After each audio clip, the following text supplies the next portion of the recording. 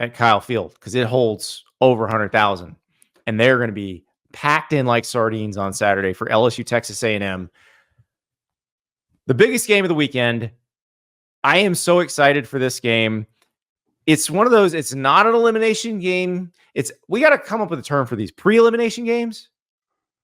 Yeah. I think that I actually thought that we have to workshop this because we should not call games elimination games anymore. Unless they aren't actually legitimately you're right. Out. Like when LSU beat Ole Miss in a game because LSU's played in one of these already where it's kind of like we'll call it a pre-elimination game.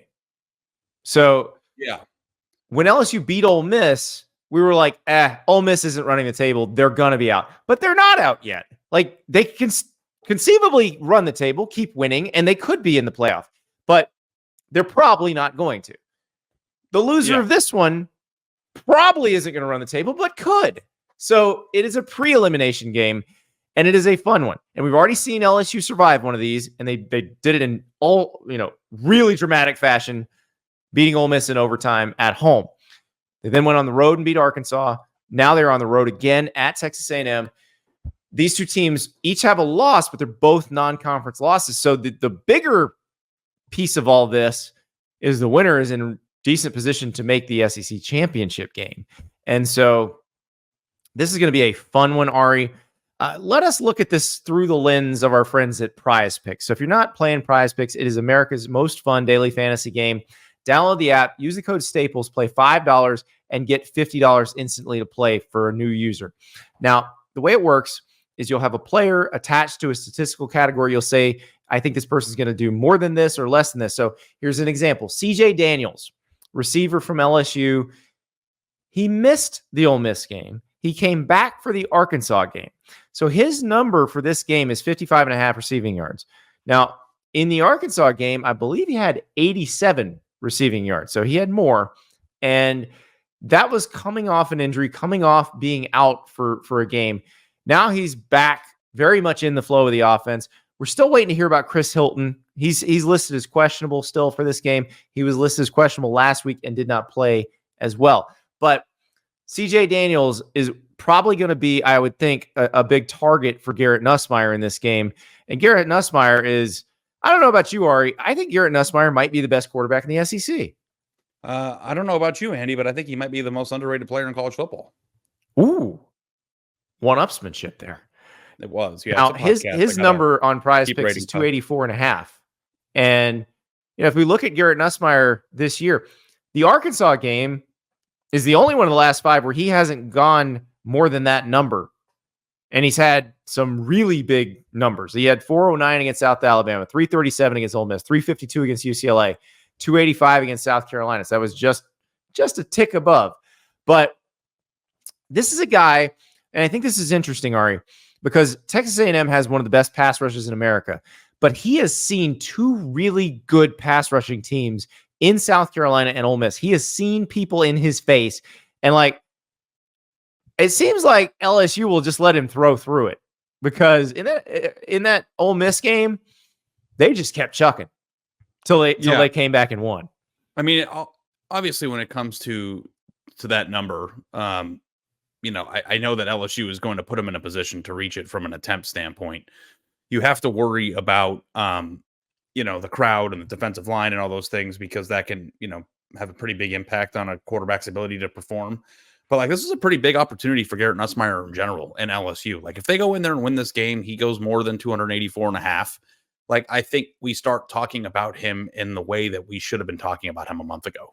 It's getting to the point now where, this looks like maybe one of the most defined NFL prospects at the position in the entire sport this year. So LSU has made it into a lot of people's top 10s this week, not in mine yet, but if they win this game, I think this could be the blast off position to where we start. They're in my bracketology in the field if they win this game.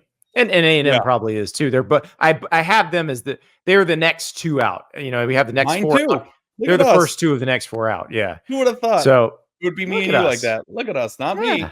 Not me. How about that? Now, another guy we need to talk about, Le'Veon Moss for Texas A&M. Conner Weigman coming back changed the math for A&M. It's a little hard to predict what Conner Weigman's going to do because we've only seen him start, the last 2 games coming off the injury. He obviously was awesome against Missouri, and it felt like it really did kind of open up the offense. But this defense will get after you.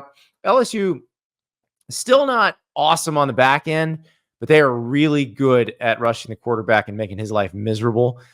But what A&M can do to take pressure off of Conner Weigman, I think it's probably a little easier for A&M to run the ball on LSU than it will be for LSU to run the ball on A&M.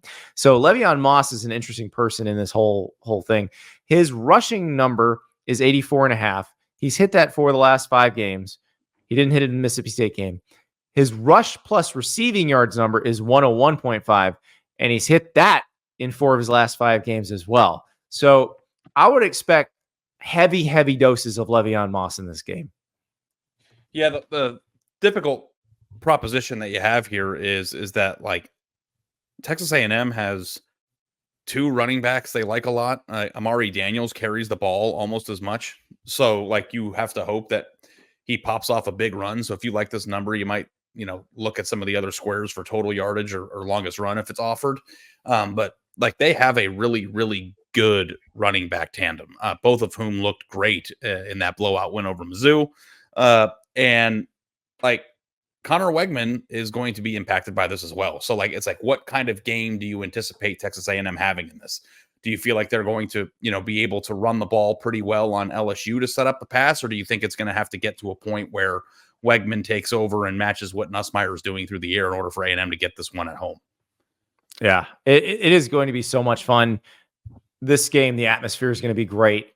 It's exactly what you want in your kind of, this is one of those games that the 12-team playoff has added some fire to. Although even in a 14 playoff, this would be a very big game. This would be the elimination game in a 14 playoff. Now it's a pre-elimination game. It's going to set up another elimination game and probably 2 more elimination games at some point down the road. So this is a game between the team that you think this is like to be the 3rd best team in the conference, right? Like, because Doug asked you, who's the 3rd best team in the SEC? The 3rd best team in the conference that might actually be the best team in the conference, if that makes sense. Yeah, I mean, it is. These both have really good rosters. Yeah, and the great thing about it, I mean, if A&M were to win this game, their remaining schedule is South Carolina, New Mexico State, Auburn, and Texas. Like, we could be setting up here. And, like, honestly, I know we haven't made a decision on where we're going for rivalry weekend. If it's between 1 loss A&M and 1 loss Texas, like I'll get fired. We're going to be there. That game. Like I'm just like I'm not going to not go to that. So yeah, we're going to that game.